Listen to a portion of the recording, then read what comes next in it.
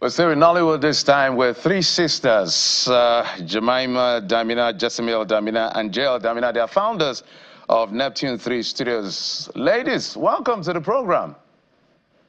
Hello, good morning. Thank you for having us. So let's begin with identifying who is who so that we're very clear on who we're talking to. So let's start with you. That's Jemima, right?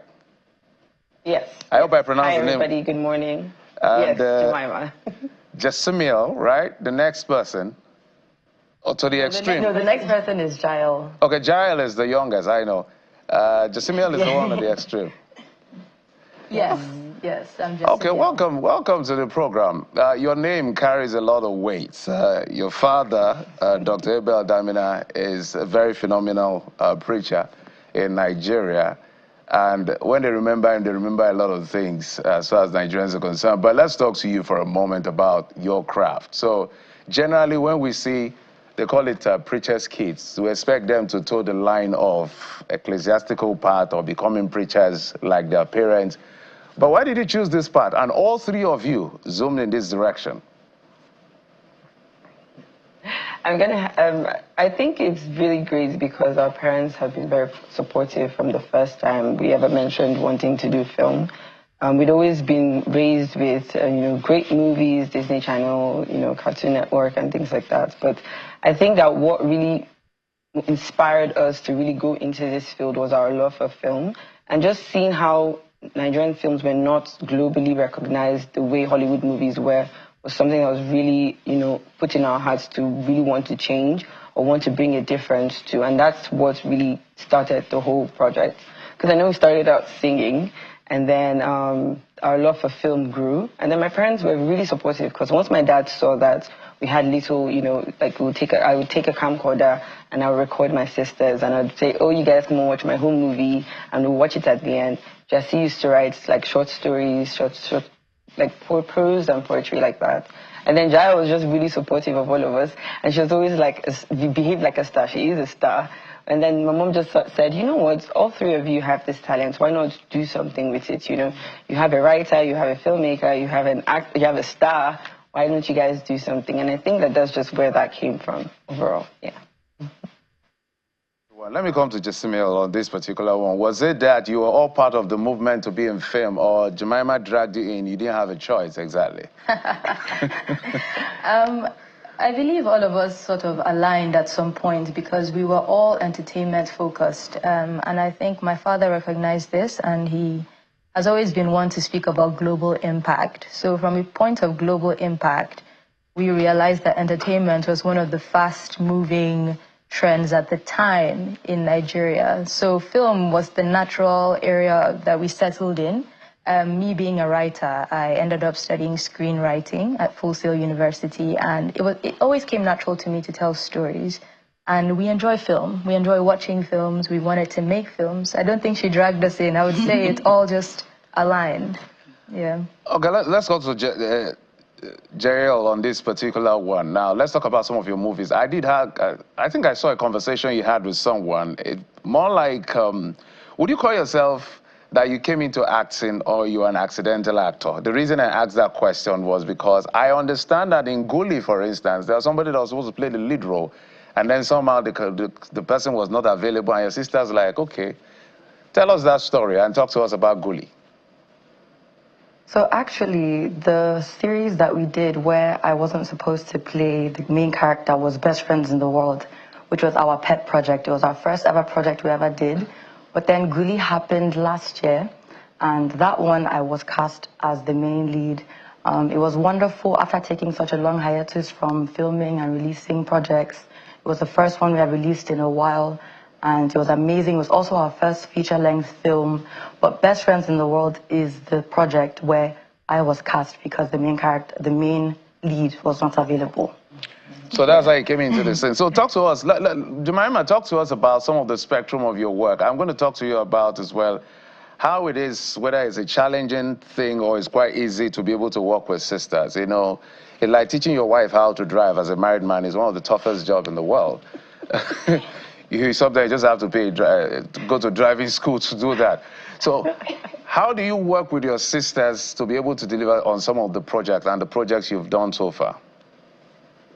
Okay, I think, first of all, my sisters and I, it feels like we all share a brain, because usually sometimes before I even say something I'm thinking, they're already thinking it as well. So working with them, I think, first of all, being sisters and being really close, because we do like ourselves, because that's very key in working together successfully. We do like ourselves, we like hanging out with ourselves, we have the same vision. I wouldn't even say it's because we were raised doing the same things. I don't even know how it is. It's actually a blessing that we all like and enjoy the same things. So whenever Jessie has an idea or a project, or she's like, oh, Mama, I was thinking about this story, or let's do something like this, it's really easy for us to connect because we just have that vision of having that global impact on the young adults, youths mostly, because we have that passion for young adults. Because growing up, watching Nigerian movies, there weren't a lot of young adult films that you could watch. So I think that that's why we got stuck on Disney Channel, because for my parents then, it was okay, it was child approved. But within Nigeria, there wasn't a lot of, family content that you could watch and enjoy. And I think that that's where we found our calling. And we said, you know what, let's fill in that gap. And that's how we birthed our movies. We first of all started with New Girl. New Girl was a short film. Put it out on YouTube because there wasn't any other platform we knew of then, and it was a free platform, so we put that out there, and the rest is history. From New Girl, it turned into a series which was Best Friends in the World. Then there was a season 2, Best Friends in the World senior year. Then we did our movie Guli. Then before Guli and in between Best Friends season 1 and 2, there was a short series we had during lockdown called Table for Two. So that was because of the lockdown, we had to think of a project that wouldn't require a lot of people, but would really be interesting. So Jessie, our genius, came up with a great idea of short stories about dating, basically. And that's what Table for Two is.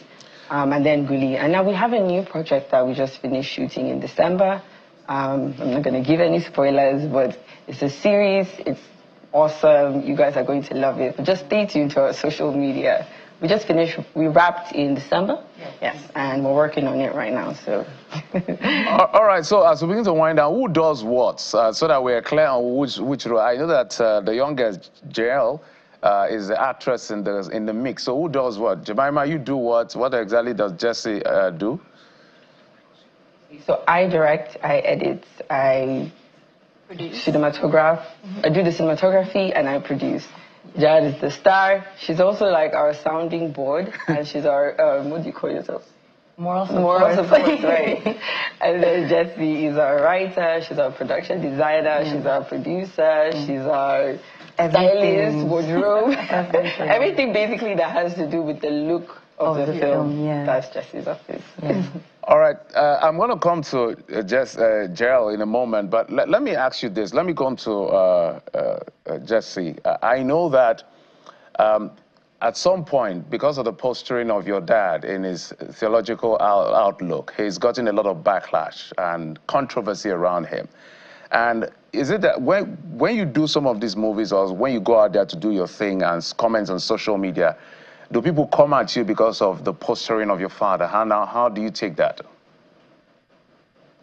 Well, so far, we've actually not received much negative backlash personally or even on our own professional platforms concerning my father's work, which we actually believe in. We believe in his work. We believe in the gospel. So that's something we're all on the same side on. But since so far, there's been no negative backlash. However, if there were to be negative backlash, I mean, it's just part of the things that happen when you're trying to make a difference in this world. And that's what he's trying to do, bring people to the light of the gospel. And I think if people were patient enough to listen, to actually listen without judgmental mindset, they would hear what he was trying to communicate. So thankfully, there's been none. But if there were to be, I believe we know how to handle it. Most of them you'd end up ignoring. And the rest of it, if there are people that we're actually listening, we don't mind educating them as well. All right, fantastic. Let's come to Gerald. Gerald, I've been noticing when Jessie talks and when Jemima talks, they always call the star.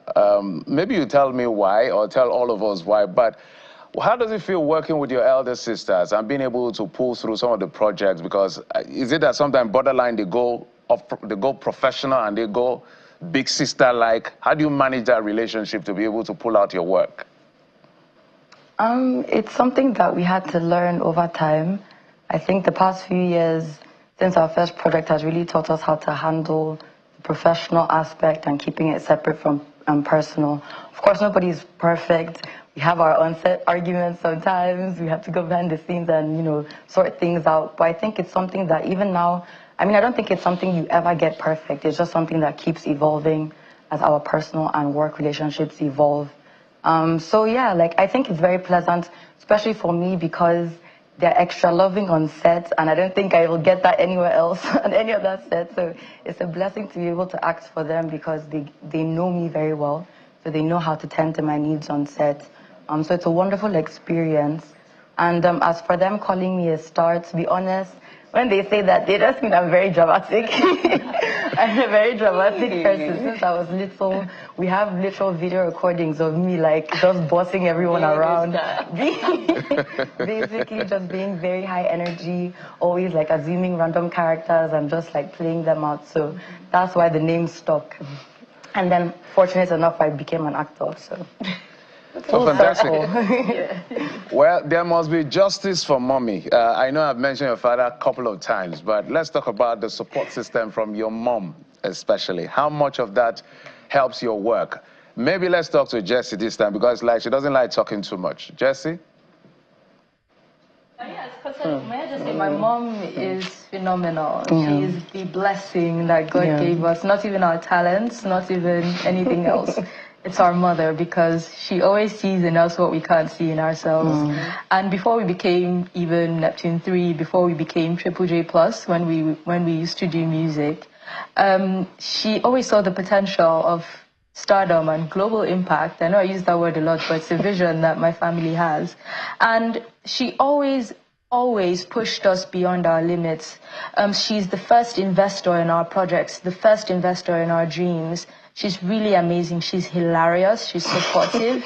She also is our first, I would say in a sense, our first critic. She always prepares us for what's out there. So when she reviews our work, she'll say, well, I saw this. Don't you think people are going to notice that as well? And then we'll make adjustments. And she really shields us from the cruelty of social media. So she's amazing. She's amazing. Sorry, can I add to that? And another thing I'm going to say is I want to say she is the superstar behind all these stars. And that's my dad included, because I feel like I'm about to cry, because she's really strong. And I know she's not really in the public eye a lot. She does a lot of work behind the scenes, but she's phenomenal. She's a very strong woman, and not in the sense of because she goes through a lot, but just because she's strong enough to see that, okay, you girls, you know, this is what I believe you can do, and then that's it. All right, fantastic, great one. So shout out to your mom. Shout out to your I remember. I think I remember you guys when you were way younger. I've forgotten the name of your group. You were then, maybe 6 years ago. And I also had the opportunity to also interview your father, so I'm quite familiar with the space. Thank you so much for coming on the program, Jemima. Thank you. To Samuel, Jail, Damina, and founders of Neptune 3 Studios. Thank you so much for coming on the program. We appreciate it. Thank you. Thank you for having us.